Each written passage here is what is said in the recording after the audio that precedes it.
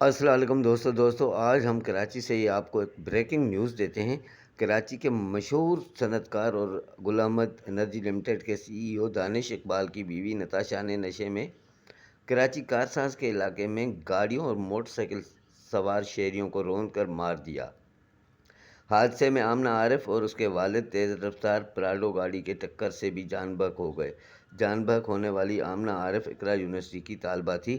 ناظرین، آپ اس ویڈیو میں دیکھ سکتے ہیں کہ یہ نتاشا جو ہیں شراب کے نشے میں مکمل طور پہ دھتے، اور یہ شراب کے نشے میں گاڑی ڈرائیو کرتے ہوئے 5 شہریوں کو اس نے کچل ڈالا۔ یہ کارساز کے مقام پہ واقعہ پیش آیا ہے۔